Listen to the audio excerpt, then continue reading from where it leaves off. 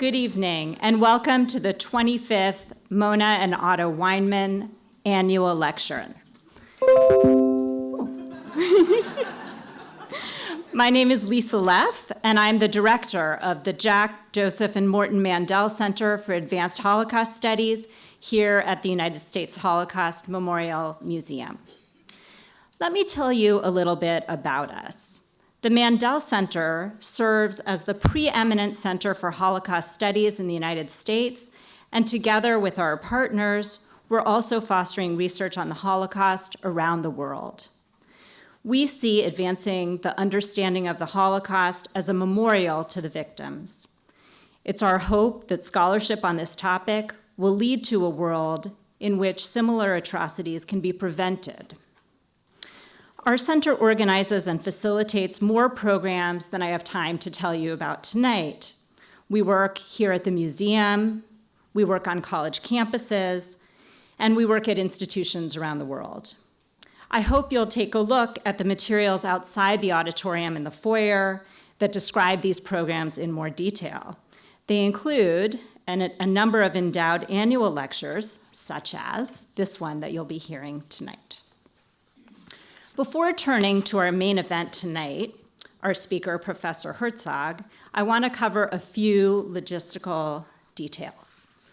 First, please take a moment to silence your cell phones and any other noisy devices.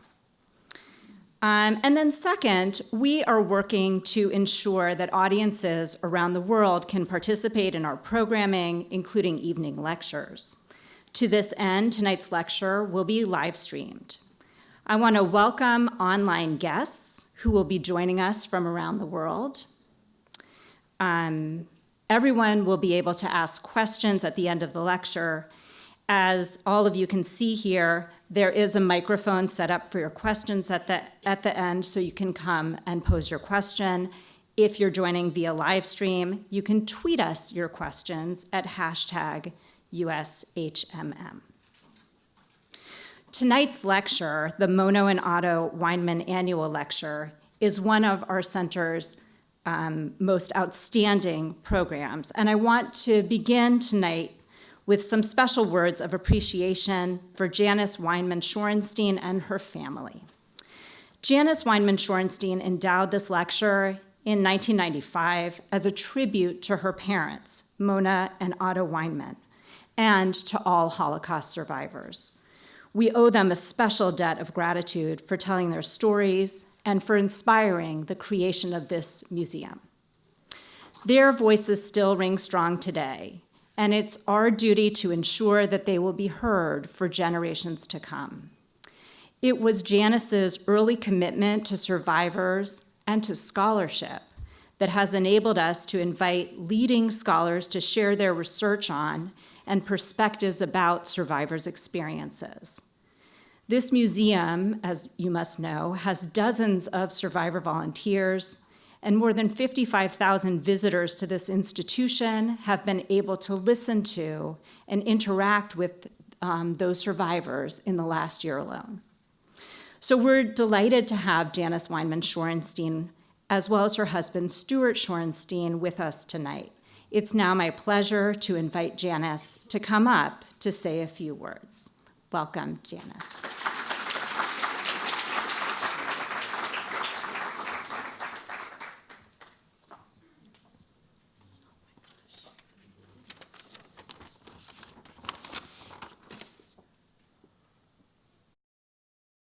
Good evening, everybody. My husband, Stuart, and I held the first lecture of this series 24 years ago.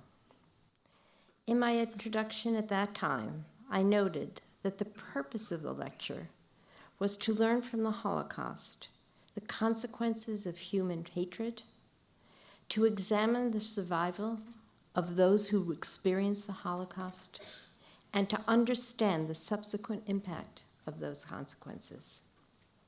Today, 24 years later, I am struck, disappointed, and deeply disturbed that we are not only addressing the past, but confronting the past again in the present. the horrific rise of Nazism in Germany, the widespread occurrences of antisemitism in our own country, the viral spread of hate against Israel and the Jews throughout the world was not something I anticipated, facing nearly a quarter of a century after the series began. In a few days, we will observe the holiday of Shavuot, which, as many of you know, is the time when Jews celebrate the giving of the Torah at Mount Sinai. The fact that on the first day of Shavuot, we read about the handing down of the law from Moses to the people, and the second day of the holiday, we hold the Yizkor, or memorial service to commemorate those who have died before us, captures what Holocaust remembrance represents and, regrettably, what current circumstances portend. The handing down of the Ten Commandments is not a revelation of the past, but a revelation renewed. It is not about history per se, but about the need to retrieve our past and weave it into the fabric of our contemporary present. It is precisely this act, retrieving the past, that informs our present, that Yizkor is also about. Yizkor acknowledges the past, loss, and recognizing the death has forever distanced us from loved ones. Yet Yizkor is also an opportunity to retrieve what is ours personally and as a community. Yizkor is not meant to ease grief, nor does it diminish our loss. The power of that ceremony is that it teaches us that the lives we mourn can and must be a legacy that informs our present and our future. This is the compelling lesson and imperative of the present. Clearly, the experience of the past, the tenets of morality in the Ten Commandments, the story of retrieval in the Book of Ruth, the legacy of the Holocaust and the mourning that needs to inform our current conditions have not been adequately integrated into our society. We have much to do.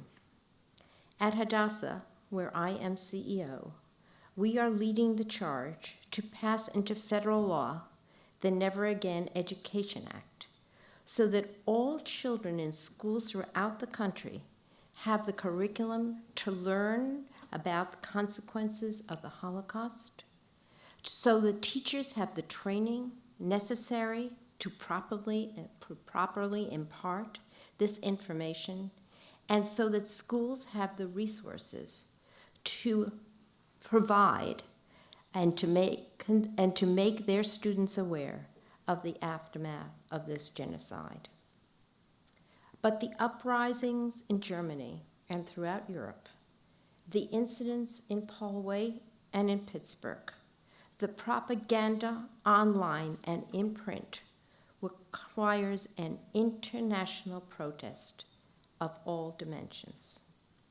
In tonight's lecture, we examine the ramifications of mental anguish created by hatred and suffered by millions.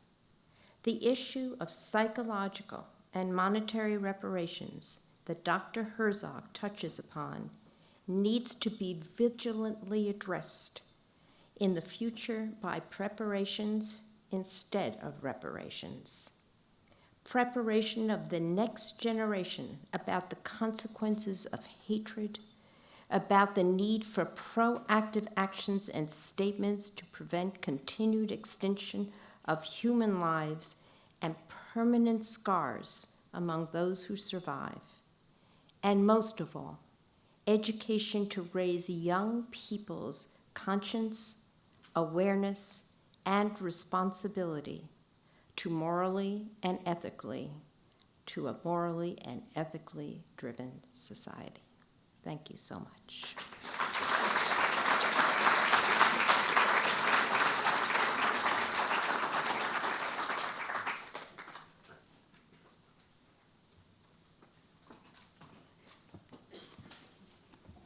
Janice, thank you for your words. We certainly do have much work to do. It's now my honor to introduce tonight's speaker, Professor Dagmar Herzog. Professor Herzog is Distinguished Professor of History and the Daniel Rose Faculty Scholar at the Graduate Center, City University of New York, where she has taught since 2005. Professor Herzog is author of 6 books and editor of 7 more, and they cover an impressive and fascinating range of topics. She covers the history of gender and sexuality. She's an expert in questions about theology, religion, and ethics. She's written about Jewish-Christian relations. She's an expert on psychoanalysis and, of course, Holocaust memory. So I don't want to take up all of our time tonight because I know you're here to hear her and not me, but I do want to mention a few of her books, which you'll also be able to peruse afterwards as we've gotten some of them and have them outside. A couple of books were just published. In 2018, she published a book entitled Unlearning Eugenics, Sexuality, Reproduction, and Disability in Post-Nazi Europe. And in 2017, she published the excellent Cold War Freud, Psychoanalysis in an Age of Catastrophes. I would also recommend, if you haven't read it, her absolutely brilliant 2005 book, Sex After Fascism, Memory and Morality in 20th Century Germany, which brings together topics that we don't usually put together in the same book, from Holocaust memory to the sexual revolution to deep political and ethical questions in a way that is uniquely illuminating. It is no wonder that this productive and creative scholar has been recognized with a number of awards and fellowships from all over, including a Guggenheim, and that's the only one I have time to mention. We could absolutely not be more pleased to have Dr. Herzog with us here tonight as the Monna and Otto Weinmann annual lecture. As I mentioned earlier, this lecture will be followed by a question and answer session, so please hold your questions for the end of the lecture. Professor Herzog's lecture is called Post-Holocaust Trauma and the Creation of PTSD. Please join me in welcoming her to the podium.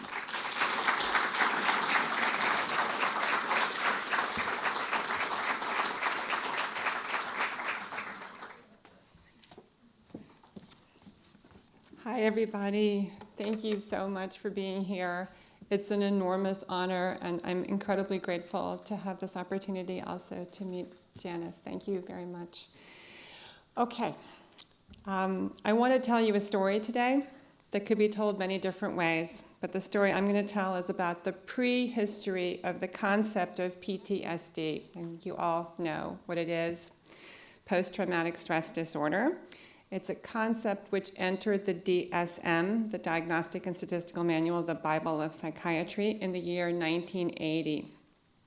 Most scholarly accounts of the evolution of the PTSD concept go back to railroad and industrial accidents at the turn from the 19th to the 20th centuries, and to the shell shock experienced by soldiers in World War I. What most accounts very peculiarly skip over or only mention in passing is the crucial role of the aftermath of the Holocaust of European Jewry in its wholly unexpected, intricate intersections with subsequent controversies over the U.S.'s military involvement in Vietnam. For as it turns out, the catalyst for changing the science of trauma, including the very particular ways that we now in the early 21st century understand PTSD, was a truly grotesque debacle fought out through the 1950s to 60s over financial compensation for mental health damages among Jewish survivors of life in hiding, in the ghettos, and in the concentration and death camps. The battle was ugly because the psychiatrists appointed by the West German government to evaluate the survivors regularly rejected their claims, arguing that whatever debilitating insomnia, nightmares, chronic anxiety or depression, disabling psychosomatic pains, difficulty concentrating, or crippling apathy that survivors were displaying must have their source either in survivors' pre-camp lives, perhaps even in their characters from the time of birth, or in very early life experiences in their families, or alternatively, in difficulties adjusting to post-camp life. Anything at all but the persecutions or the camps themselves. In other words, to understand what it took to bring the science of trauma into view and into medical and legal legitimacy, we have to understand how utterly saturated these scientific medical battles over reparations were by politics and emotions. It was against the doctors who regularly rejected survivors' claims for health damages, and I should explain that many of these doctors were Gentile Germans, indeed many of them were ex-Nazis, although there were occasionally Jews among the, quote, rejectors as well, that survivors sought out second or third or fourth opinions from more sympathetic doctors, often, as it happens, German and Austrian Jewish refugee, psychoanalytically inclined psychiatrists living in the US and Western European nations or in Israel, although it's noteworthy that there were some important Gentile German sympathizer psychiatrists as well. So it was up to these so it's sympathizers versus rejectors. It was up to the more sympathetic doctors to make the case that the origins of the patient's problems lay in the persecutions and imprisonments. Very quickly, battle lines were drawn, and these two opposing sides emerged, arguing their positions in the pages of medical journals on both sides of the Atlantic, as well as directly within the patient's case files, records which were then submitted to the reparations offices, and subsequently, in the tens of thousands of cases that were appealed after initial rejections, to courts established in West Germany to adjudicate reparations claims. The story begins not with the Holocaust itself, but rather in its aftermath. It was a law passed in 1956 that triggered the debate over the status of trauma, and the law was part of a broader set of negotiations underway since the end of the war between the West German government, the Western Allies, especially the Americans, and international Jewish organizations like the Conference on Jewish Material Claims Against Germany and the United Restitution Organization, as well as the young state of Israel. The law provided for small pensions. I mean, we're talking like $100 a month, maybe. In some cases, also therapy, for survivors whose capacity, this is going to be weird, whose capacity to be economically self-supporting had been diminished by at least 25% due to persecution and violence experienced in the Third Reich, in flight and hiding in ghettos or camps. So the root of this lies in worker compensation law.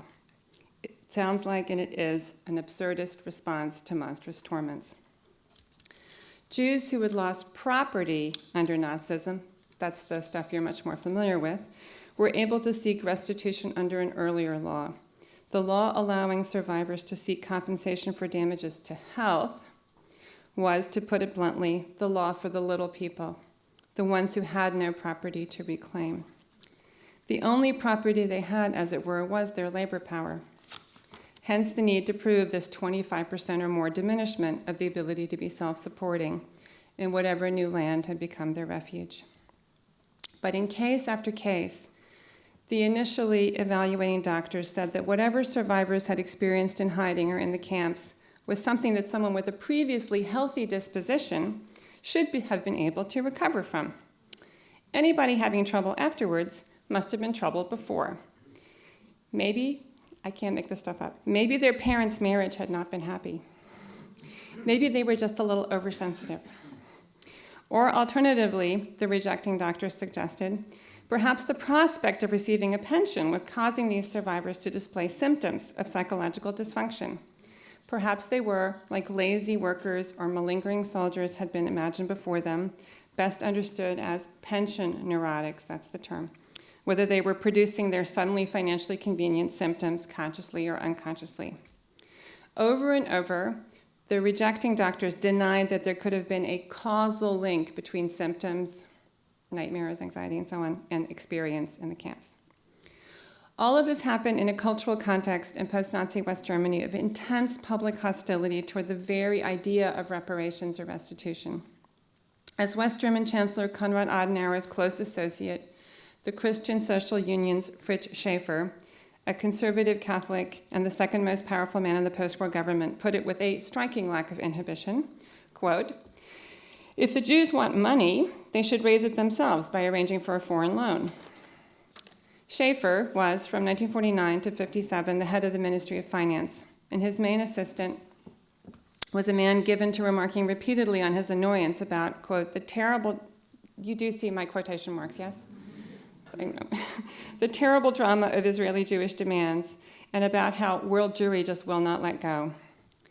Schaeffer openly stoked public anger against survivors by provocatively prophesying that reparations to Jews would so strain the West German financial system, it would inevitably lead to a devaluation of the Deutschmark. As though, not much more than a dozen years previously, non-Jewish Germans had not been enthusiastically supportive of a criminal regime and had not benefited directly, also financially, with career opportunities and with property from so-called Aryanization, Jewish flight, deportations, and murder.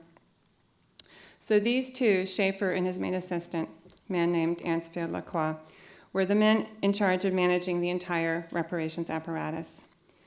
Schaeffer also liked to complain that no one was willing to break the taboo against criticizing the reparations project for fear of being accused of anti-Semitism. But of course, the taboo was broken all the time.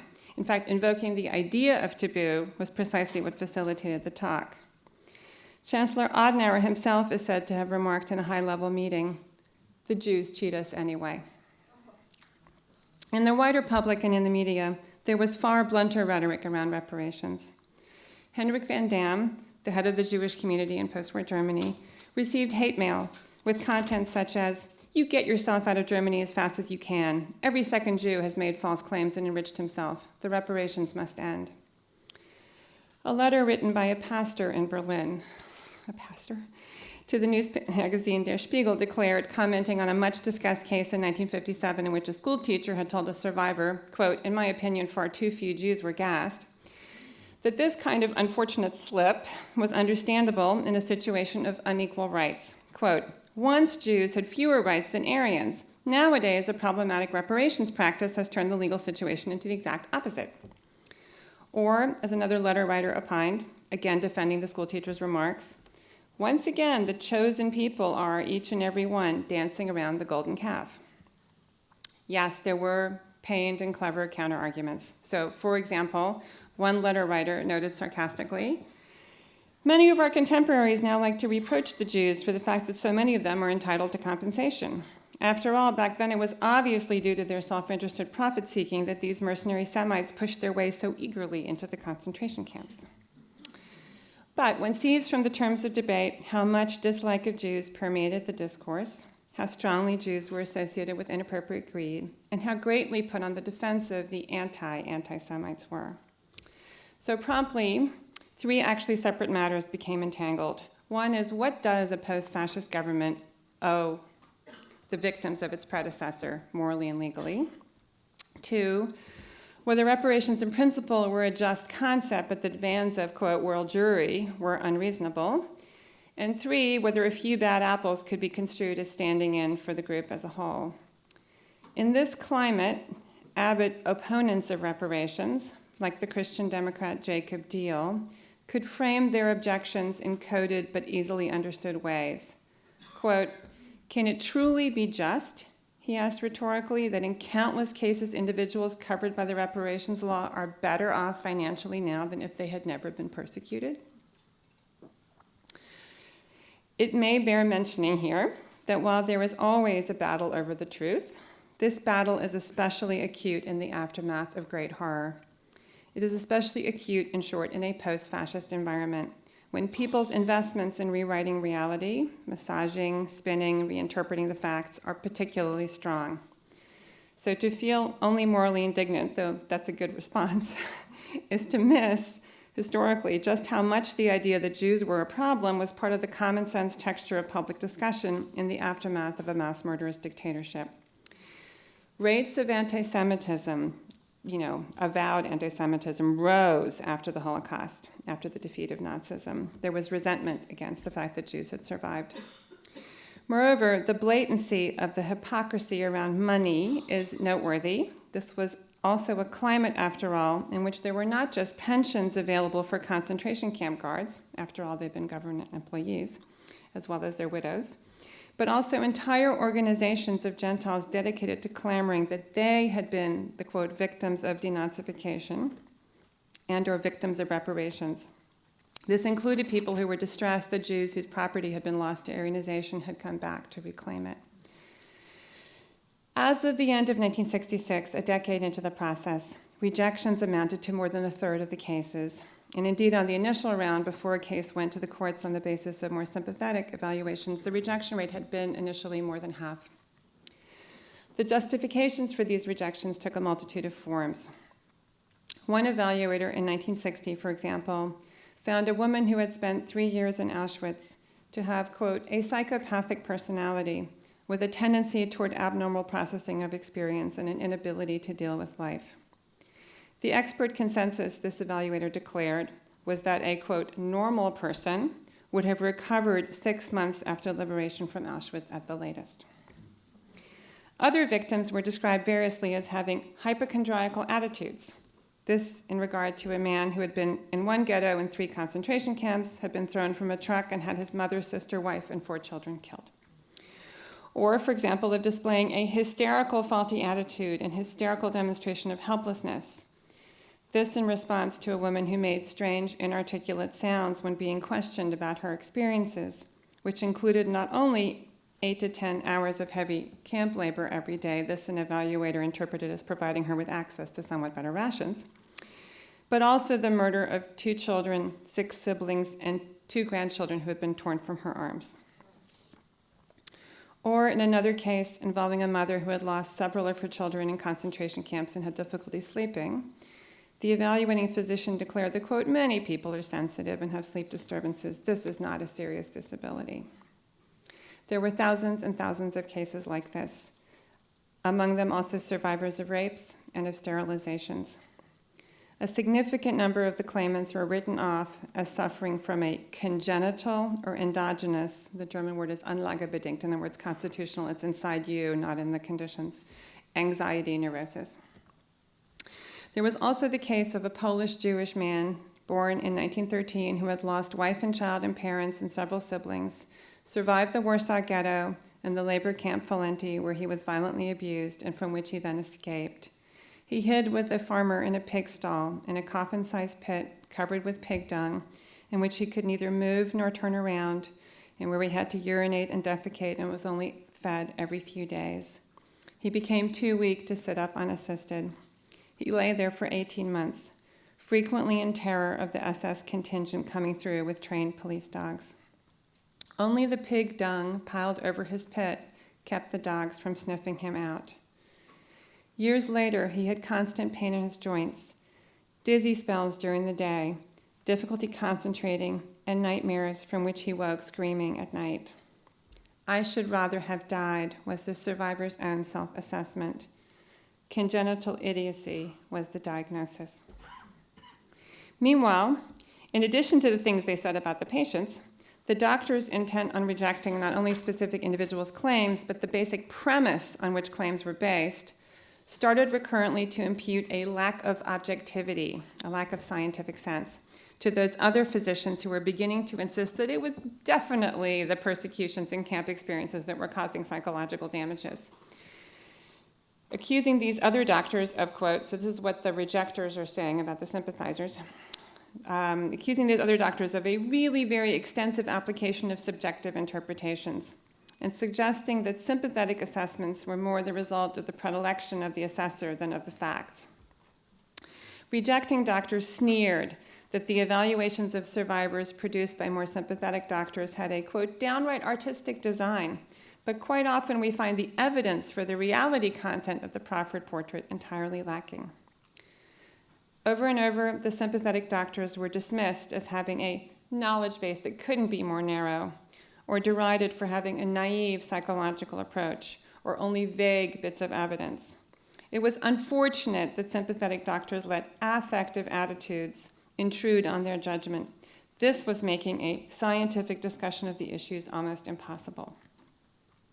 Most fundamentally, the very idea of granting a pension for any, quote, neurosis was declared by the lead researcher on neuroses in West Germany, a man named Ernst Kretschmer, to be scientifically insupportable.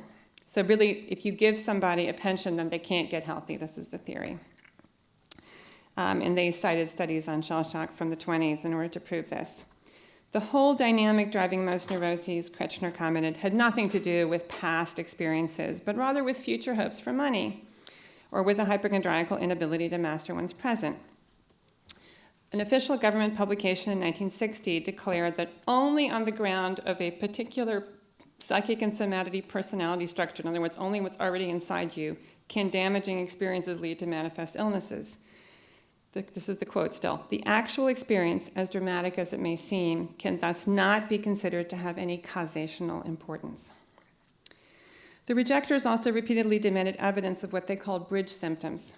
The time lag notable between liberation from the camps and the emergence of psychological distress was seen as suspicious, read as yet another sign that the survivors were motivated by the hope of financial gain. And of course, nowadays we know that a latency period between experience and symptoms is one of the typical signs of post-traumatic stress. Finally, there was the peculiar way in which Freudian psychoanalysis appeared and disappeared in rejectors' texts. Sometimes the slap was explicit, and it's important to note here that Nazis had continually both denigrated Freud in anti-Semitic terms and simultaneously appropriated and stolen many of his ideas as their own. So this double move of denigrating and misappropriating Freud continued into the post-war era, and it showed up particularly in debates. This is like super ironic, right? It's the ex-Nazis who are using the Jew Freud to justify their rejections. It showed up in debates over whether the simulation of symptoms was conscious or unconscious, and in disputes over whether early childhood experiences, happens between the ages of 3 and 5 in your Oedipal phase, were somehow more significant for character development than whatever persecutions and imprisonments had occurred in your adult years. Okay, how did the tables finally turn? Already in the 1940s, during and after the war, a number of survivor professionals, right, because obviously there were people who were psychiatrists or psychologists and had also been in the camps, in numerous countries, including notably France, Poland, the Netherlands, and Norway, had begun to publish on the topic of psychological damage due to experiences of persecution and imprisonment. And there were international conferences where these people gathered in Paris and Copenhagen in 54 and 55. But it's not until this 1956 law goes into effect and claims started getting denied by the hundreds and by the thousands that the physicians who were convinced that there's a there there, that there's some reality to this post-camp psychological damage, needed not just to counter the contentions of the rejectors, but suddenly to make sense of their own findings. It was not easy. Among the issues that sympathizers grappled with was the purported comparability between death camp experiences and those of POWs or victims of bombings or expulsions. And it's thus precisely in this context that an early argument about the uniqueness of what we now call the Holocaust began to take shape. Very early, Hans Strauss, who's an émigré psychiatrist who was initially a sympathizer and later becomes predominantly a rejecter, making him a favorite with the German authorities and reviled by his US peers, emphasized already in 57, when he's still a good guy, the, quote, singularity, das Eigenartige, in the chronic depressions displayed by the victims of Nazi persecution, and he rejected the comparisons with victims of industrial accidents and wars. He referred to the concentration and death camps as, quote, a psychiatric mass experiment, the like of which should never have been made and which will, we hope, never be made again. The widely respected Munich-based psychiatrist Kurt Kolle, one of the most remarkable German non-Jewish sympathizing doctors, opened his, and it's interesting, like in Munich in the hospital department, there's like ex-Nazis running all around, right? All your colleagues are ex-Nazis. This is this insane world. And Kolle has the decency to say, opens his 1958 on the subject, the topic is new. There is no precedent. Another sympathizer, the Mainz-based psychiatrist Ernst Kluge, emphasized key elements of the concentration and death camp experience. The utter guiltlessness of Jews as opposed to political prisoners who had chosen to resist. The complete powerlessness and continual vulnerability to the most primitive cruelty and sadism. The arbitrariness, the inversion of values in the camps, and the diabolization of the community caused by privileging some prisoners over others and making them co-responsible for the suffering of their fellows. Yet others emphasized the shattering loss of loved ones. Often these were survivors who had once been in 50-person families and they were the only one left. And the guilt of surviving, not just while others died, but also at the cost of constant humiliation and degradation. However, sympathizing doctors also grappled with the bewildering complexity of the evidence they encountered. There was a huge variety of syndromes and symptoms, and every attempt to systematize, and they did try, like by age at onset of persecution, or by the particularities of the camp, or the kinds of violence encountered, only ended up confusing things more. Certainly, the type of person one had been before did shape how one managed the camp experiences, as arbitrary as the horrors otherwise were. And obviously, the conditions of post-camp life mattered also. Was there a spouse? Were there family members with whom to reunite? Was there a new love? Was there meaningful work and social respect? Some survivors, unsurprisingly, had trouble adjusting in a country, whether in the US or Israel or any number of other nations, where they did not initially speak the language or were unable to gain a foothold. Meanwhile, how indeed could the manifestly common but confusing time lag in the emergence of symptoms be explained? And why was it that some survivors, maybe as many as 3/4 all told, seemed to be able to build up some kind of post-camp life, sometimes even an enormously successful one, and showed no particular signs of debilitating psychological damage, while others were completely crumpled? Throughout, moreover, precisely because sympathizing doctors were acutely aware that mainstream medical teaching in Germany, already since before Nazism, had emphasized that lasting, as opposed to short-term and irreparable, psychological damage after a traumatic experience could only be explained by a bodily damage, like a blow to the head or long-term malnutrition. Some of the doctors, in their eagerness to help survivors, deliberately placed strong emphasis on whatever physical findings they could locate. But this, in turn, made them even more vulnerable to being accused by the rejectors of exaggeration and inconsistency. So there were courageous sympathizers on both sides of the Atlantic. In addition to Kurt Kulle, one of the most important German defenders of the survivors was the very young physician Ulrich Wenzlaff, who had been mentored by Gottfried Ewald. This doesn't mean much to many of you. Maybe a few of you know him. He's one of the very few, if not really the sole psychiatrist in the Third Reich who openly opposed the murder of the handicapped. So it's an interesting story about mentorship and the transgenerational transmission of courage. Wenzlaff developed the concept of this classic German compound term, experience-reactive personality change, erlebnisreaktiver Persönlichkeitswandel. But the point, of course, is to capture in the term the fact that it's the stuff that happens to you that causes your troubles, to capture the causal link in the diagnostic category. In an early and much-cited sympathetic evaluation, he cleverly and strategically praised aspects of the rejectors' doctrine, only then to go on to undermine it. A signally relevant figure in the United States was a New York-based William Niederland, who worked tirelessly in hundreds of sympathetic evaluations and dozens of scholarly essays to achieve reversals of rejections. Among Niederland's many contributions was the development of the concept of survival guilt, a contested and problematic, but as it would turn out, strategically very important topic. But one of the biggest contributions he made was to call attention to the point that life in hiding, often under not just subhuman but sub-animal-like conditions and in constant terror of discovery, could be as damaging to mental health as life in concentration and death camps. But perhaps the most searingly articulate critique of the rejectors came from a man named Kurt Eisler, an emigre psychoanalyst in New York who later became director of the Freud Archives, at that time often sought out, like Niederland, as a sympathizer who could provide one of those second or third or fourth opinions in disputed cases. In 2 essays, and please take out your handout, and on your cover you'll see, the first in German in 1963 with the provocative title summing up Eisler's scathing critique of the rejector position, quote, "The murder of how many of one's children must one be able to survive asymptomatically in order to be deemed to have a normal constitution?" And a subsequent essay published in English in '67 in the American Journal of Psychiatry entitled simply Perverted Psychiatry, Eisler dismantled the rejector's strategies piece by piece. Among other things, and very cleverly, he forcefully accused the rejectors of lack of objectivity. In other words, he turned their own weapons on them.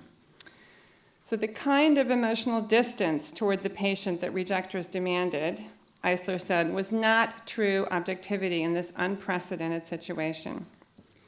The incapacity to feel one's way into the novelty and grotesquerie of what the Nazis had done demonstrated, in Eisler's view, a defect of objectivity. Eisler was not asking either doctors or judges to feel pity. Rather, he reflected on how any one of those professional men would himself react if he was arrested, put in prisoner's garb, forced to do heaviest labor in the worst weather and on the absolute minimum of food, had his children murdered, been hunted by dogs, threatened with being shot, kicked in the head and abused so badly that his face carried permanently disfiguring scars. After 3 years of this, would he really be so stoic and be able to resume his daily life? As Eisler concluded with deadpan fury in 1963, quote, "It remains a mystery how such a profound malfunction of the ability to identify can emerge among educated intellectuals." It was the rejectors, he said, who had an emotional conflict when they were conducting evaluations. The idea that a psyche, a soul, is not autonomous and impervious, that it can, in fact, be damaged, indeed damaged forever, by external experiences. This realization, Eisler proposed, must awaken strong fears. In short, Eisler began to theorize the issue of bias within what psychoanalysts call countertransference. In the 1967 essay, Eisler had his own theories about the kinds of regression to the most primitive, pre-civilized, archaic emotions of contempt for the weak and suffering that Nazism had encouraged. That's a pretty good analysis of Nazism, and that he found persisted after 1945. Striving to sort out what it was about the crushed survivors of this particular catastrophe that seemed so to destabilize the evaluators, Eisler noted that contempt for the weak had complex roots and appeared to be connected, he submitted, with the whole problem of sadomasochism. A tragic hero, no matter how narcissistic or criminal, was held in awe, and his punishment seemed reasonable. By contrast, the survivor, broken and not vengeful, with no crime to expiate, was denied, quote, the top of that hierarchical pyramid to which Christ has elevated the humiliated and the suffering. I have to say, Eisler is a Jew and an atheist, and it's pretty interesting that he's using this language. Eisler went on to imagine that the hostile evaluating doctors were actually deeply afraid, seeing survivors, that they themselves, had they been in the camps, might well have reacted to their oppressors with weakness and groveling. By no means granting himself greater virtue, Eisler also reflected that the discomfiture in the face of humiliated people was, quote, something of a universal reaction still very much alive in almost all of us. Nonetheless, his point was that anyone not critically self-aware and able to control this archaic feeling should recuse himself or be excluded by the authorities from the right to conduct evaluations. His plea for the rejectors to be excluded was not what happened, however. Unsympathetic evaluators continued their work well through the 70s, in some cases beyond, and in fact, sympathetic physicians have now, in retrospect, told how much they censored themselves for fear of losing their licensure and their ability to do the evaluations at all. What did happen was that the international power balance shifted. So one early result of sustained pressure, this is why you need lawyers more than doctors, or lawyers in addition to doctors. One early result of sustained pressure from the Conference on Jewish Material Claims against Germany came with a law change in '65 in which the concept of a concentration camp presumption was introduced. Thenceforth, having spent 1 year in a camp was considered adequate evidence that there must be a link between symptoms and experience. The rejectors found imaginative ways to get around this as well, for example, by minimizing the assessed percentage of reduction in earning capacity, for example, only 23%, not 25%. But the law change simplified the claims process considerably. Just as important was a dynamic which can only be called the Americanization of the debate from the late 60s on. inextricable from the wider rise of, and indeed a major contributing factor to, Holocaust consciousness in the United States. Especially significant were the series of conferences in Detroit, organized by Niederland, together with his fellow psychiatrist Henry Christel, beginning in '63, with results published in '68 and '71, at which not only the sympathetic German Ulrich Wenzlaff was an important presence, but which additionally brought together psychiatrists who didn't just do diagnosis, but also therapy with survivors. And notably as well, the Detroit conferences brought in Robert J. Lifton, who was to become one of the key linking figures in the subsequent development in the course of the '70s, a growing cooperation between experts working with Holocaust survivors, among them Niederland and Christel, and those working with anti-war Vietnam veterans, in formulating the concept of PTSD that entered the DSM in 1980. Ultimately, and this is weird, but it's a fact, it took the Vietnam War to bring the Holocaust fully into focus. As manifestly different as the cases of soldiers and survivors were, the incontrovertible fact is that the growing public discussion surrounding veterans and the pressure of anti-war groups helped to push PTSD into the DSM with crucial positive results for shifting the mainstream of medical opinion.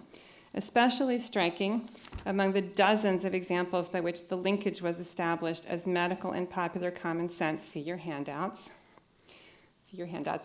Auschwitz and Viet. The New York Post in 1972, The Survivors, the banner headline. Indicatively, both Niederland and Lifton are quoted under the subhead, "Both groups feel guilt." Vietnam was also especially important for the perpetually nagging issue of the time lag. This issue that had so stumped the sympathetic physicians and had given rejectors countless opportunities for snooty mockery of survivors was suddenly understood to be not only pervasive, but a key characteristic feature of human response in the aftermath of encounters with distressing events. Finally, most important, and you see her again there, it's Nancy Andreasen, the highly respected psychiatrist who's an expert on traumatic burn injuries, who had been charged to head the work group that ushered PTSD into the DSM. She was familiar with William Niederland's writings and determined to include concentration and death camp survivors into a definition of post-traumatic stress. So she wanted to go beyond what people were calling post-Vietnam syndrome. The 1976 draft memorandum by Andreasen, and you see it there also, you see some pages out of it, listed at the outset the range of traumatic experiences that could cause the disorder. They included, these are her choices, rape, military combat trauma, natural disasters like floods and earthquakes, accidents like airplane crashes or large fires, and also expressly, quote, mass catastrophes of human origin, Hiroshima, torture, death camps. In sum, and to put the overall point another way, initially the battle over reparations for survivors had forced advocates for survivors to articulate an early case for the uniqueness of the Holocaust and the utter non-comparability of racial persecutions with the experiences of soldiers or even civilians during wartime. Yet by this twist of historical fate, it later took the catastrophic decline in the U.S.'s moral authority internationally due to the war in Vietnam and the rise of a passionate anti-war movement to bring not just soldiers, but also survivors' traumas into Americans' public consciousness and into official medical nomenclature and professional policy.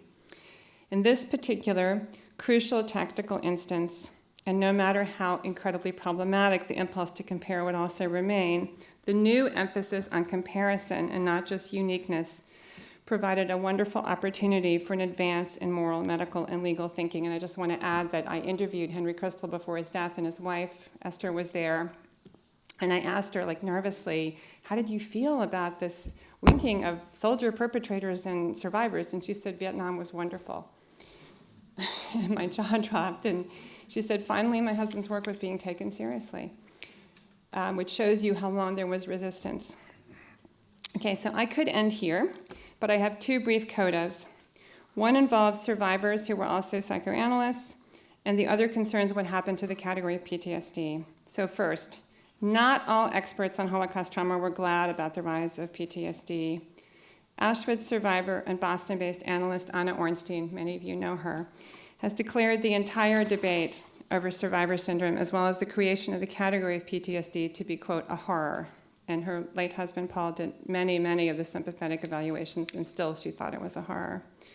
Her ardent commitment has been to identifying the resources for resilience and recovery within survivors, often finding them in early family relations pre-Holocaust. And child survivor of Flossenburg, later New York-based analyst Jack Terry, was already in 1984 contemptuous of what he identified as the intellectual sloppiness, above all, of his therapist colleagues, picking up on Kurt Eisler's insight into the contempt felt by many peoples towards survivors. Terry took the stance that also the tendency to syndromize survivors, in other words, to diagnose them as damaged, was itself a sign of contempt, and one that robbed each survivor of his or her individuality and the specificity of his or her experiences. Indeed, Terry speculated that the eagerness to diagnose trauma in survivors could well be read as a sign of the guilt of sympathizer psychiatrists for themselves having escaped Germany before the deportations began. Okay. Another great problem with the ascent of PTSD, here's my second coda, was that it inevitably relativized and blurred the differences between victims and perpetrators, not just between survivors of concentration and death camps on the one hand and U.S. soldiers returning from Vietnam on the other, but also between a soldier who had been tortured as a prisoner of war and a soldier who had been a war criminal. And at the same time, the possibility that the Vietnamese victims of U.S. violence might be traumatized was not even taken into account. Or, as the German-born but longtime Chilean resident psychoanalytic psychotherapist David Becker, he's also on your handout, put it, the effect was an amoralization of trauma.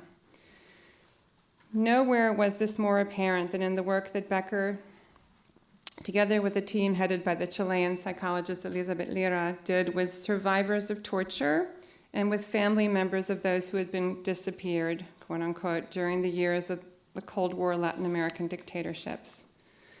The whole point of torture in Chile, Argentina, and Uruguay during those years was not to acquire information or confessions, but rather to attack the identity of the victims, to attack their very sense of reality, to crush a political opponent of the regime, all the while denying that this was happening.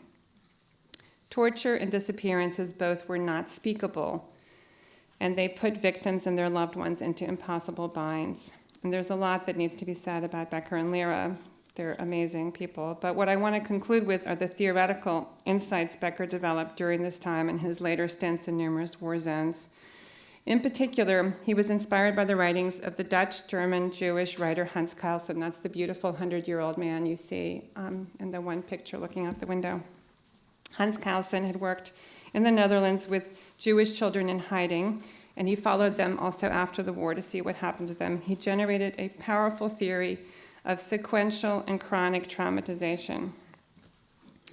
So in addition to this problem of amoralization, another related problem with PTSD identified by Becker, building on Kelsen, is how the concept, even as it officially recognized external triggers of internal suffering, actually decontextualized the suffering. So to explain this, in Becker's view, there's no question that the T for trauma is real, but he objected to the P, the S, and the D. All too often, there was no post as crises continued. Stress was far too mild a term from what traumatized people had gone through, and disorder localized the problem in the person rather than in the situation. Over time, the years in Chile and subsequently in other crisis regions, together with his engagement with Kelsen, gave Becker a new vantage point for thinking about both Vietnam and PTSD. From a more global, rather than a narrowly US or European point of view, the ascent of PTSD could be understood as a side effect of both the Cold War and of struggles over decolonization. From this perspective, Becker came to see Vietnam, as he put it, as one of the last great imperial wars, and to rethink PTSD's emergence as actually a striking compromise in the psychoanalytic sense, a compromise which at one and the same time managed both to acknowledge and to disavow its late colonial context. Quote Becker here, "The war was lost, the Vietnam War, right? The horrors of this war should somehow be recognized, but its political significance, its colonial destructive force should simultaneously be disavowed. This doubleness in the response to Vietnam in turn provided the key to the PTSD concept. Quote, suffering is acknowledged in the DSM, right, but it's stripped of its colonialist contents. It is understood that social processes cause pathology, but the processes themselves are off limits for discussion.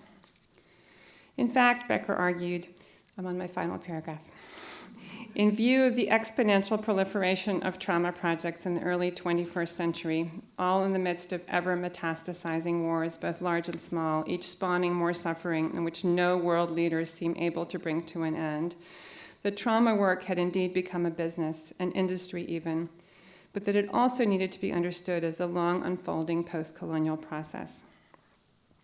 In sum, the creation of PTSD had been at once a triumphant, remarkable, necessary outcome of the battles over post-Holocaust trauma as they were fought through in the specific historical context of post-Holocaust resentment and anti-Semitic animus against survivors. It was an incredible achievement.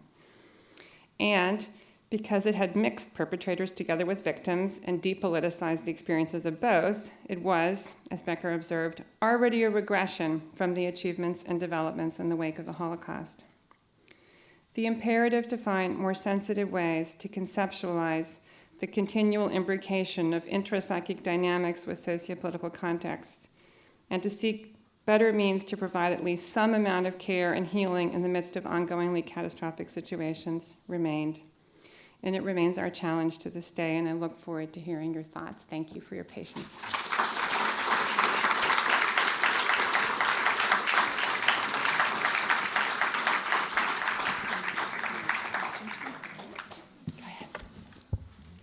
Thank you so much. You've raised so many important things to think about. And I'm sure our audience has questions, so let me tell you how you can ask them. There is a microphone over there, so if you have a question, please go to the microphone. Please begin by introducing yourself, and if you don't mind, please keep your questions rather than comments, so that we have enough time for everyone. And since I'm here, maybe I'll begin with one. And that is there a similar phenomenon that happens in East Germany in the same period? Okay, so East Germany, communist East Germany, thought that it had gotten over fascism by getting rid of capitalism. And many Jewish people living there after the war were expelled in the 50s. So there's a tiny, tiny, tiny Jewish community. It's like 1,500 people after 53 or so. And the East German government does nothing. And the West German government refuses to pay for anybody who's living in East Germany. Does that make sense? So they'll pay for anybody living in a Western country, but not for anybody in the East. They don't want their Western Deutschmarks to go over there. On the other hand, you could say that actually, in their own weird socialistic way, there was better support for for damaged people. In other words, there were better social service supports there in East Germany than there were in many cases in the West. So that's complicated, but the newest scholarship in East Germany, I think it's incredibly important, is insisting on seeing it also as a post-fascist society. And one of the issues that is indisputable is that there is an enormous amount of xenophobia and anti-Semitism, especially strong in the eastern parts of Germany now, right? There's unbelievable, horrifying rallies of torchlights and violence against people of color, and anti-Semitic slogans are being spread. And one of the arguments, of course, is that they never went through a post-fascist learning process, and that Nazi ideas lasted all through that time. So it's a pretty depressing story overall. Hello, my name is Miriam Isaacs, and my first modern German lessons came from reading the United Restitution Organization's letters to my mother. It took 20 years for Wiedergutmachung to give her the $10,000 and the medical care she needed. But my question is not that. My question is, I remember Lifton's work with the trying to figure out why people who had been trained to be healers could become perpetrators, and Mengele's experiments and in other contexts. and his connecting that to this whole idea that Jews were somehow a disease in the larger, healthy German body politic. And I wonder if these mental health professionals didn't share this illness, whatever it is. Right, whatever it is. I mean, the latest research also about doctors who did medical experiments, whether on disabled children, which we now have the latest research is that children were chosen for murder so that their brains could be harvested, for example, and there were, epilepsy-inducing pressure experiments on children or starvation. And rags and legs and all kinds of good stuff. Unbelievable amounts. And so all of that stuff, I think what we're learning is that they were excited to have human research material. And actually, I was just reading an important article by Rakafet Salashik, who's trained in Tel Aviv and now works at UVA, and she is writing about the attempts of Israeli doctors in the aftermath to expose the crimes of the Germans, and they found evidence that actually German doctors are writing to each other and admitting that concentration camp inmates aren't great research material. And so the effort also then among the Israelis is to try to point out that it's bad science, because one of the huge debates in the post-war period is, can you use this? Is it scientific or not? If it's, so it's like quite apart from its morality. But overall, I don't know about Lifton's arguments, but ultimately, I mean, the brute cynicism is just pervasive. Yeah. And a tremendous number of medical doctors were, I don't know that I never know whether anti-Semitism is religious or racial or whether it was just an excuse for cruelty. Yeah. Thank you. Yeah. Hi, Dagmar. Your talk was wonderful, and I'm so grateful for you're doing such remarkable research. I kept running into language, and I'm glad you could use quotation marks because the language just seems impossible, and there's a constant search for some kind of language. But I wonder how you've come to think about the search for language. I spend a lot of time in my life doing this, or trying to modulate the tone of my voice. I think what's interesting, having just spent a month again in Germany, is how much non-Jewish German scholars, and I can't generalize because there are many amazing people, but there is a lot of pressure to be even-handed, to emphasize complexity, to talk about entanglement, to not be morally outraged. There's like a policing of moral indignation. And I'm very conscious about that, and a lot of my struggle to write this particular paper was to actually document, and I have, of course, a much longer published version of this, the fact that these are not innocent traditionalists, the rejectors, who are just, this is what they were trained with, so, poor them, they just couldn't deal with this new thing. No, they are actively making sarcastic, strategic arguments against the sympathizers. But I would say that this is to document evil in the right, in between sarcasm and even-handedness and indignation is not easy, and it requires a lot of incredibly careful documentation of the evidence to show that the cruelty and the refusals were deliberate and not innocent inheritance. That's my one thought and response. Thank you. Hi, my name's Emily Allen. Thank you very much for your scholarship.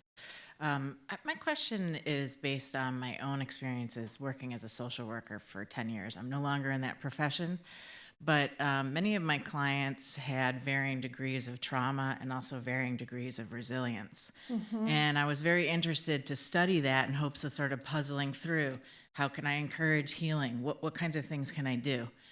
And in reading some of the literature from people who were treating Holocaust survivors and also their children, I came across the concepts of secondary traumatization and historical traumatic realization, which really spoke to me in terms of like when I was running a battered women's shelter and I felt like my staff had secondary traumatization and I felt like I did. Yes. Or Native American families who seemed to be exhibiting symptoms of historical traumatic realization.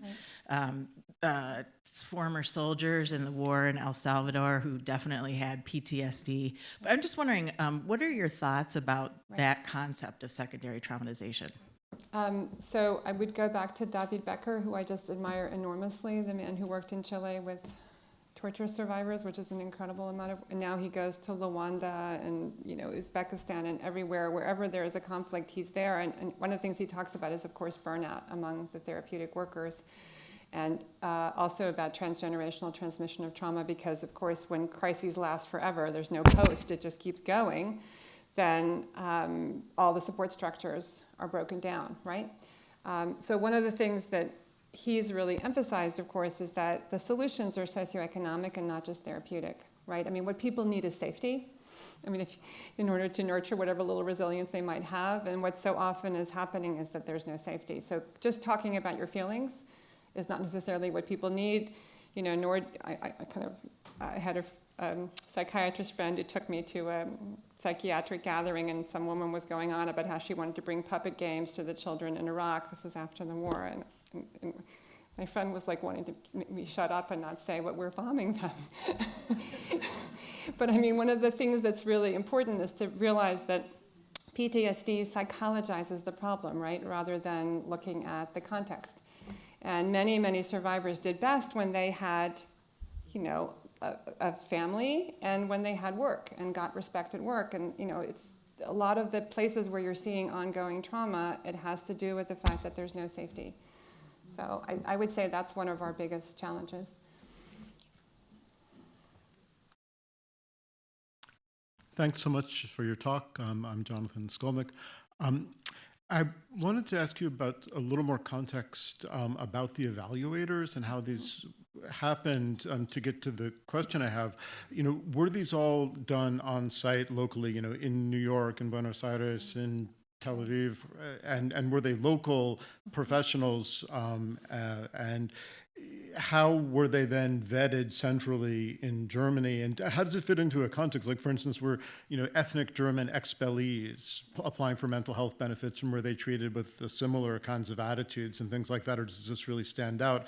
Because the question that I have is, how much does the connection you want to make with the Vietnam War and the change depend on the American context? Because I wonder, for instance, you mentioned Zalashik, and I'm thinking also of like Rolnick's work on psychoanalysis in Israel. Are there different models, and is the American one changing everything, or how do you see it all? Yeah, all of the above. Check. Okay, so like New York, the German consulate had 12 guys that they licensed. Some were Jewish, some were not Jewish. They all had German language skills. Can I say some of the survivors were re-traumatized by having to even go to these psychiatric evaluations, right? And meanwhile, this is an era in which there's tremendous stigma around mental health problems. Like, this is not a pleasant thing, so people really struggle about whether to go through with it, and it is an enormous violation. And so these reports get written. So yes, the patient is seen by a doctor, and then the report goes to a reparations office in Germany. And actually, Crystal at one point did a sort of a meta-level analysis of, depending on which reparations office, if it was in Bavaria versus the Rhineland versus whatever, and it was notable, had nothing to do with actual conditions presented by the particular patients. It had to do with whether it was a more sympathetic reparations office in general, much, much higher acceptances in X region of Germany rather than another one.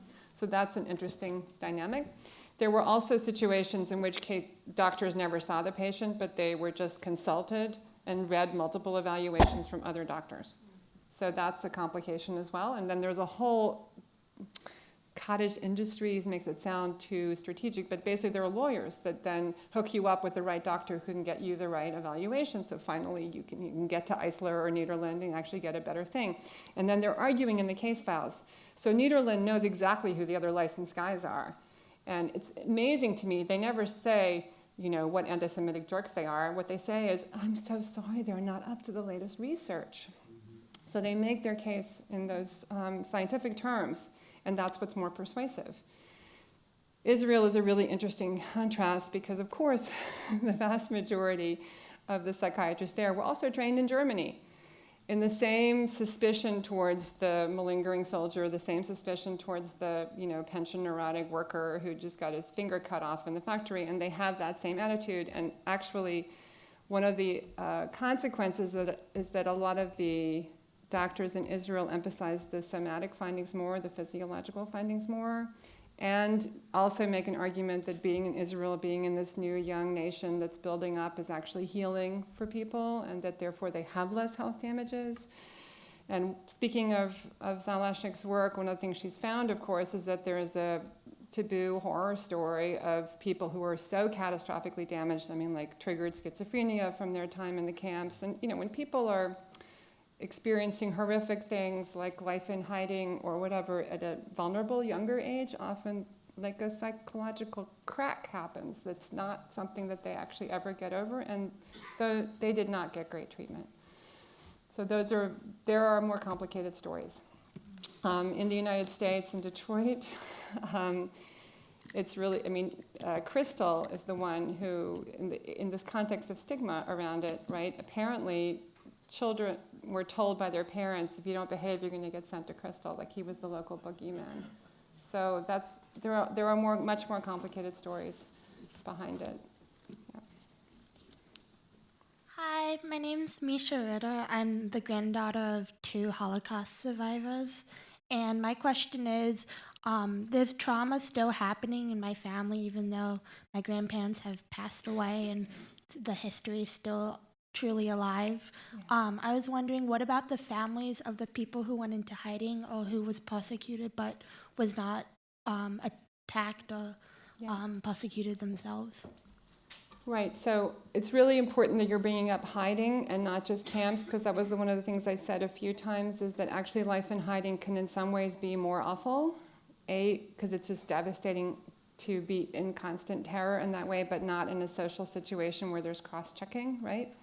And you're living in sub-animal-like conditions, absolutely, and like people are, you know, eating nothing, or it's awful, awful, awful. So there's no question that is emotionally deforming in all kinds of complicated ways. In terms of transgenerational transmission, we talked about it a little bit over dinner beforehand. There is, of course, we all know people who have been damaged by being raised by people who've been traumatized, because you can't, as functional as you might be in your public life, you know, the damage that's been done to you will show in your reflexes with the people you're most intimate with, and that, of course, then shapes the next generation. But there are also people who have been remarkable in their ability to split that off and to refuse the idea of survivor guilt, and to refuse to just compartmentalize and be able to, you know, live loving lives afterwards. So I think both things are true. Thank you. Yeah.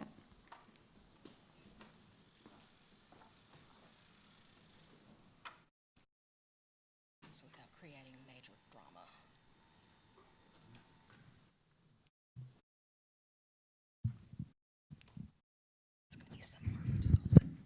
Hi, I'm Melissa Ortiz. I am a visiting fellow with Independent Women's Forum and a oft-attender here at the Holocaust Museum. I am interested in how this has affected people with disabilities for obvious reasons.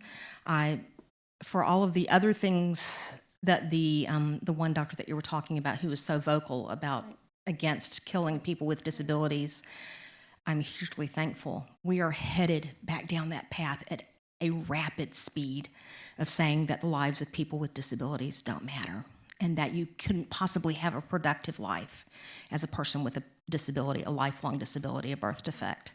I beg to differ, because I think my life has pretty much rocked for the last 53 years. As I am fortunate that I had a lot of resilience. But what are you finding for PTSD for people living long-term with disability? Okay, I don't know what I can say about PTSD, but I can say a lot about the struggle to get the eugenic sterilizations, and euthanasia murders taken seriously. It took 4 decades, and in some ways it took even longer. And one of the interesting dynamics is that you could only get recognition, reparations, restitution in some way if you were racially or politically or religiously persecuted. Notice disability is not in there, right? And Even so- for eugenic sterilization? Yes. And so one of the huge dramas of the post-war period is the desperate effort for survivors of the coercive sterilizations to get into that category of having been racially persecuted. And ultimately, it's a wonderful feminist historian named Gisela Bach who wrote the definitive book on the sterilizations in 1986. And in 87, she's testifying to the Bundestag, and she's the one who says, look, there's two sides to racism. There's internal and external. There's hygienic racism, which is turned against the body of the folk. I mean, this is a country that's sterilized 1% of its fertile population. No other society has done that ever. And, also murdered 210,000. If you count the people in the occupied territories, 300,000 cognitively disabled or psychiatrically ill individuals. And what happened is that self-advocates, family members of the murdered or survivors of the sterilizations, put themselves together into an organization in the 80s, together with independent scholars. Gisela Buck was one, but there were other, Klaus Stirner and Kutz Ali and Ernst Clay. There were a bunch of people who were not part of the traditional academy, which is interesting, and then the Green Party, and got the forgotten victims taken more seriously and started to get like one-time, like 5,000 marks kind of recompenses, a little tiny bit.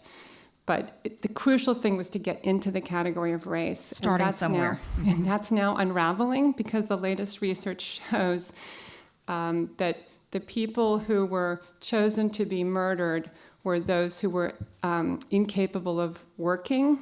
So people who were physically disabled but could work in some way, could contribute in some way, typically were the ones sterilized. But the ones murdered were the ones who were so cognitively disabled or psychiatrically ill that they required the labor of care from others. So we're now having to think about racism as having this economic labor dimension. So I would say that the latest of the Holocaust memorials to go up is the one to the mass murder of the disabled, and it's this blue glass wall in front of the Philharmonie. But it's interesting that it took the longest of all of them, and it was 2014. So it's a 21st century phenomenon. Yeah.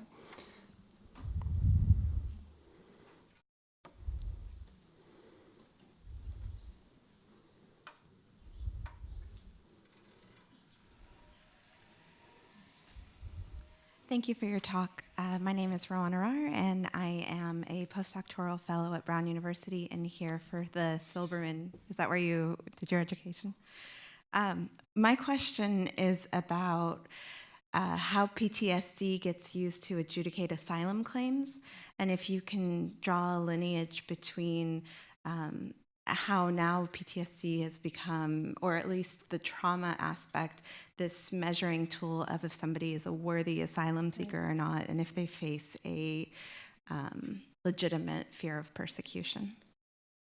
Yeah. The man, Christian Press, who did the first book on what I talked about today, and in the 80s already, sort of the war against the victims, is also someone who's worked with a lot of torture survivors and refugees now. But it's an incredibly delicate, complicated thing. I just had a man in my office who was going to be applying to work with me in New York, but is living in Berlin now, and is an Iranian. And I said, so what's your citizenship? I'm like already calculating what kind of visa we need to get him. And he's like, I don't have citizenship. I have refugee status in Germany.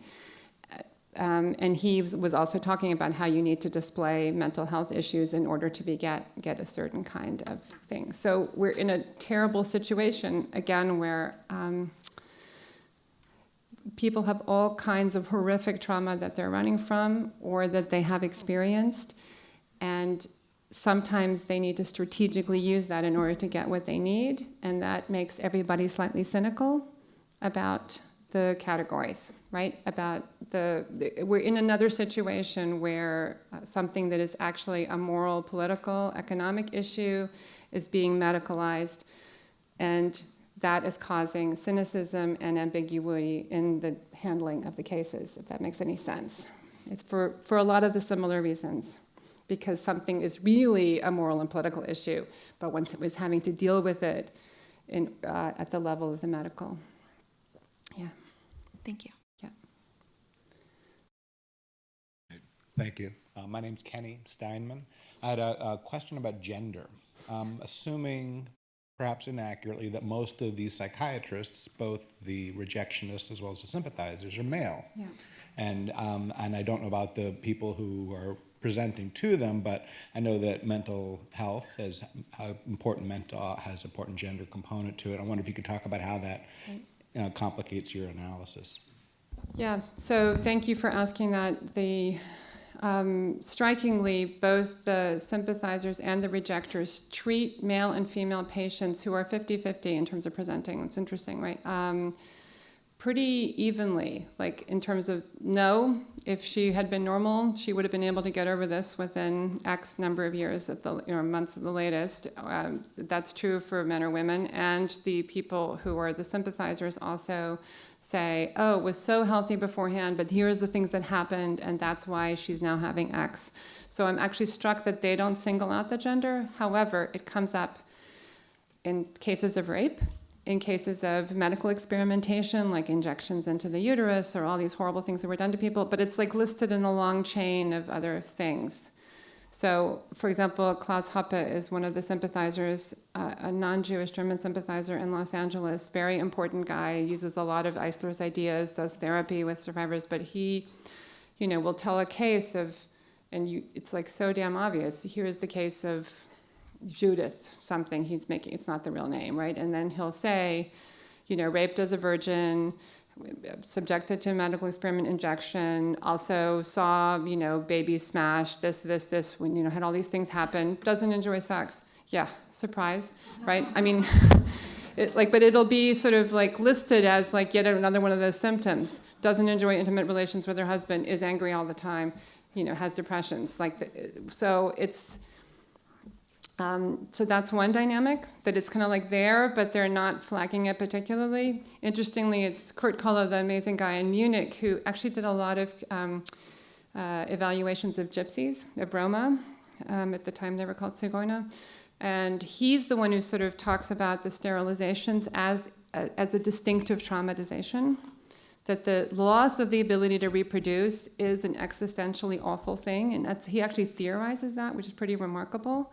So that's like this one little thing sitting there. And then what's interesting is that if you read the documentation of the Detroit conferences, the books are called Massive Psychic Trauma and Psychic Traumatization.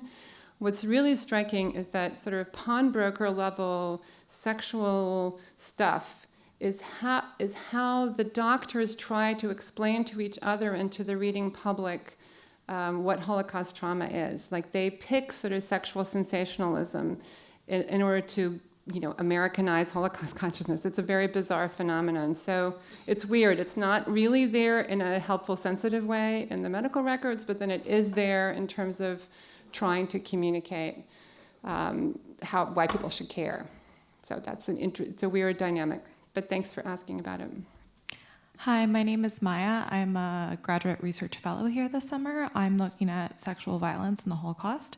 And I know that you have written a good deal about sexuality and touched on sexual violence. So my question is, when looking at the trauma of sexual violence, I have seen that in some of the earlier post-war years, there were people that did come forward and talk about their experiences, but because of the atmosphere and the culture and the context, all of this was very taboo and very suppressed. And there were a lot of people who tried to write it out of history, and this is why we don't have a lot of documentation about this today.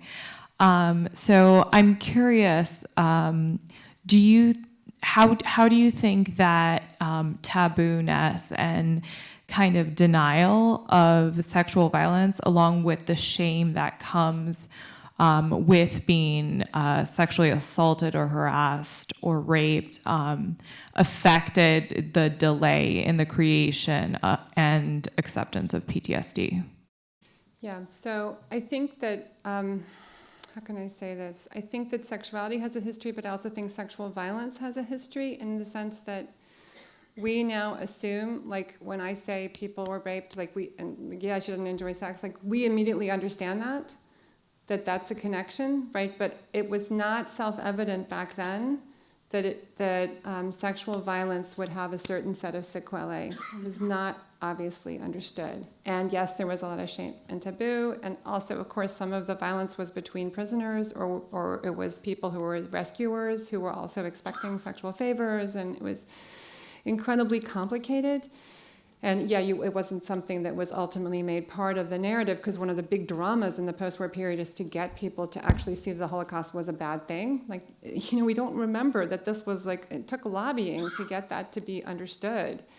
And that caused certain more pure victims to be seen as the more interesting victims, right? That's all incredibly complicated. And the other thing that happens is that, how do I put this? We've misunderstood where the sexual violence took place. So on the one hand, there were these sensational, I think again, the pawnbroker movie or pawnbroker story, sensational ideas about, Jewish women in brothels servicing Nazi guards. Never happened. It's fiction. It's a fantasy, but it's enormously consequential fantasy because it helped people sort of imagine something awful. But in fact, where are the rapes happening? They're happening in the killing fields, and they're happening in the death factories, not concentration camps, right? So like Sobibor Treblinka are like wild zones in the East. There's definitely sexual violence before people are murdered. But in places like Auschwitz, where some people are continuing to work and labor, there's much more surveillance, and there's much less of that. So I think that this is just now beginning, that we're starting to understand that in the killing fields, there's roundups and there's sexual violence that goes on, and then people are mowed down, and that there's death camps that's happening. We understand that it's happening in hiding. We understand that's happening in the ghettos. But for the longest time in the post-war period, there were fantasies about the camps. And it's like we are having to rearrange our brain about where these things happened, if that makes any sense. A lot of the Jewish women who were violated were later murdered. That's also another thing. One of the reasons why survivors wouldn't talk about it, because there were no survivors of those things, right? So I think it's an enormously sensitive and complicated thing where I know that in the 70s, when Joan Ringelheim started asking questions about women in the Holocaust, initially many survivors who had been sexually violated didn't want to talk about it and didn't see it as one of the central things of their experience.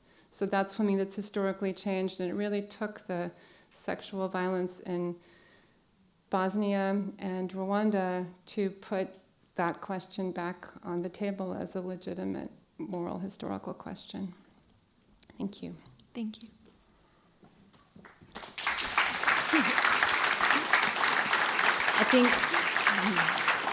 I think that excellent question and answer shows that when you do nuanced history like this, it just produces more desire for knowledge, and I hope it will inspire all of us to continue in our work, to continue to do nuanced work like this. So I thank you all for your questions. Thank you all for coming out. Thank you, Professor Herzog, for a really stimulating talk. I'd like to invite all of you to come upstairs now to the Hall of Witness for a reception with the Shorenstein family and with Professor Herzog. Thank you and good night.